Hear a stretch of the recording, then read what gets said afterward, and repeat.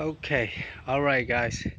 So now I have just finished cutting this underground shelf using any plywoods or any woods really. I used maybe a half an inch thick kind of woods. It can be a cheap kind, it can be an expensive kind. Don't really matter at this point. Um, but it is matter at this point. It's important that you cut it straight, like I've cut it. Measure it before I cut it. Like over here, I do a 20 inch from a 20 to a 22 inches. It don't really matter at this point. But as long as it's narrow enough, or I guess wide enough to put your stuff, like boxes and stuff like that. Like regular shelf will be like 20 19 18 inches wide. So I did mine underground a little bit bigger, because you know how it is on underground. You're gonna put a lot of things on the ground. But this is a underground shelf. That's what I call it. Okay, so I did a 20, from a 20 to a 22 inches. I think this is about 20, 21 inches wide, an underground shelf. So basically, this is how it is. I've just finished cutting and measuring, cutting, and then put it together. I use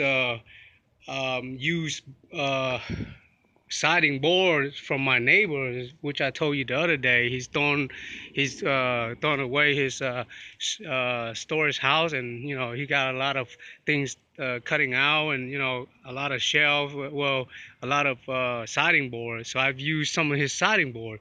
I didn't really use that kind, because that is the outside siding board kind. I've used something like this, which I have a couple of these already, but mine's are thicker.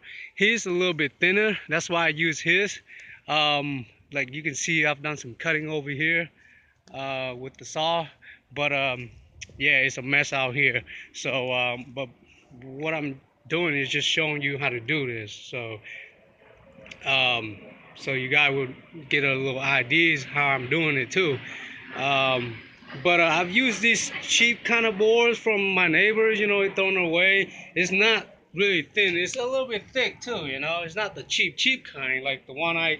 These are the plywoods that I bought years ago to make some cabinet or some shelf, but it's a little bit thinner. But these mine right here, these are thinner, but it's still good. I mean, it's still like nothing rust. I mean, nothing mold or anything. His is a little bit older. You can see a little molding at some spot, but that's why I cut it out. Like you see, I see some of these molding spot, but it's not bad, because it's in his storage house, and he got it there for a long time too. So there's some molding, but it's not bad, like like the kind of mold that I was cutting out for the past days. It's not that bad. So basically, I cut out his long piece of siding board, plywood, whatever, and it wasn't that long enough to, cover the entire, roll like that. So the long it gets like, well, before I get into this, I want you to know that I cut some excess off, some excess wood, like like if it's like on the top, like let's for example, like on the top like this. If it gets, molding on the side, around here, I would cut it off. I would measure maybe about 2 inches or whatever, however much it is to take this molding parts off. I'll measure it out, and I cut, just that piece off, that long piece off. And here, this is what I'm getting after I cut it off. Is these right here. You see, he got nails on the side and all that. So I just cut this excess off. Like it might have some glue or whatever, RTV. So I would just measure that piece part and cut it off. Okay, then I'll get a clean plywoods after that. But like something like this, it's not necessary to cut off, because that's part of the that's part of the plywood cardboard I'm gonna use. Uh, so after I do that, I measure it, and if it's not long enough, then I'll measure some more, like to fill it up, just like that. Um, so I've used a big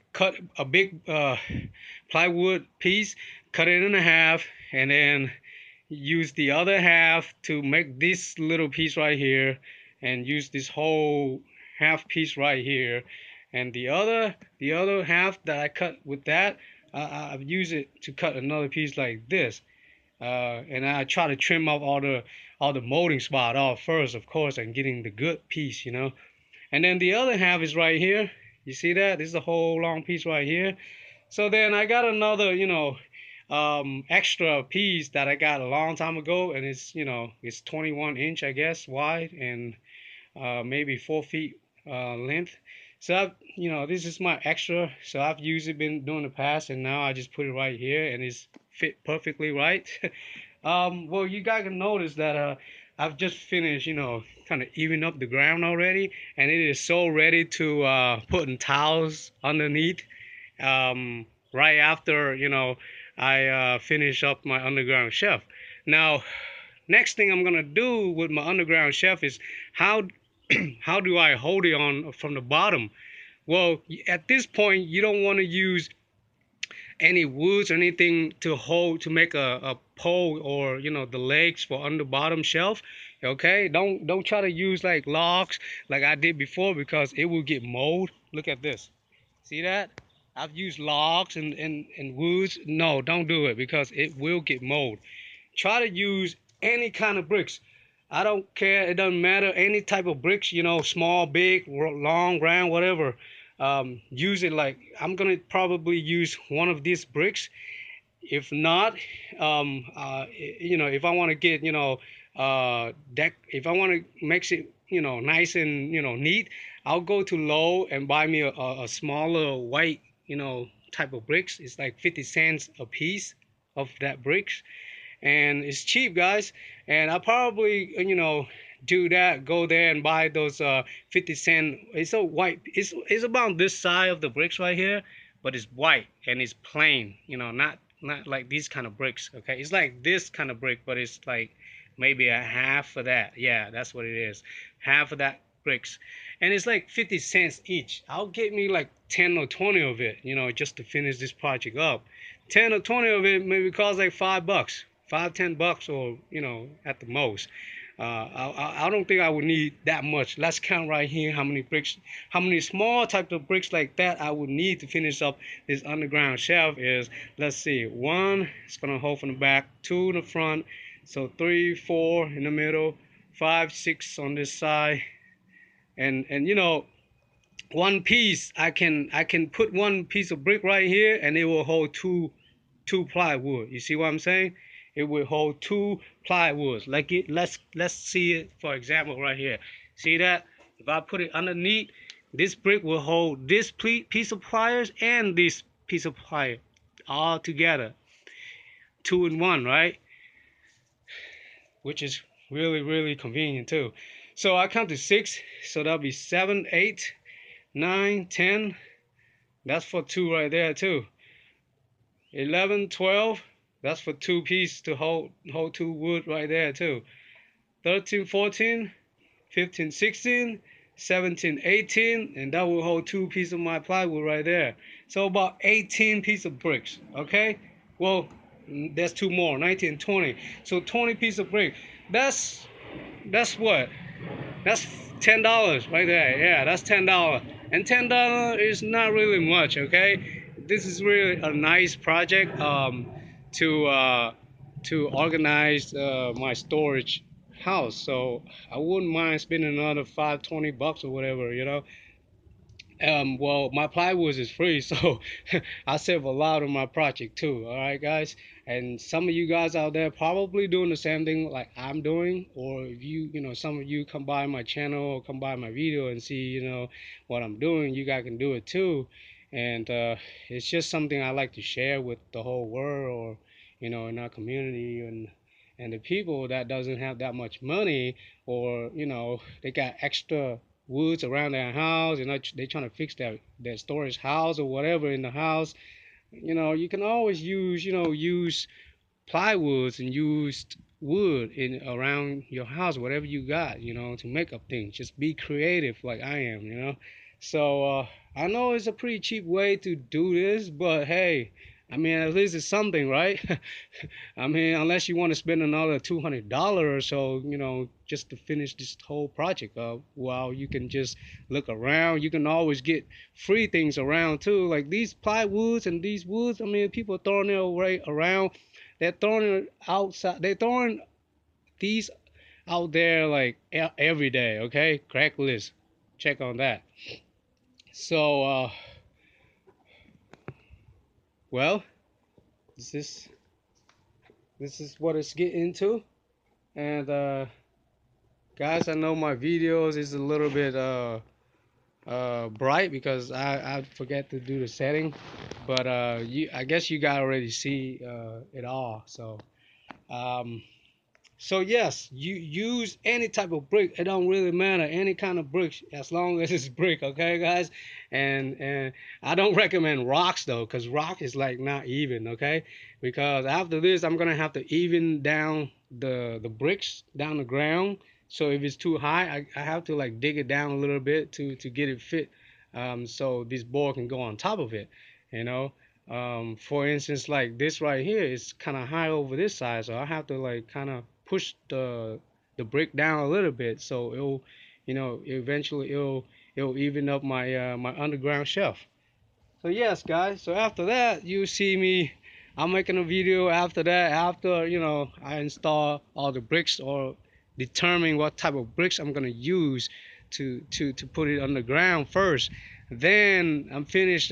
Then I'll after that I'll just I'm gonna use these type of towels here. You know, these type of towels right here. I'm gonna use it to install and put it underneath the sidewalk right here, around this area right here, because it's even right now already on my ground.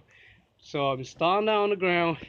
This towel right here, guys, I got this towel from my neighbors too, and some of it like here I've been using my past, so I just take it off. And some of these was broken.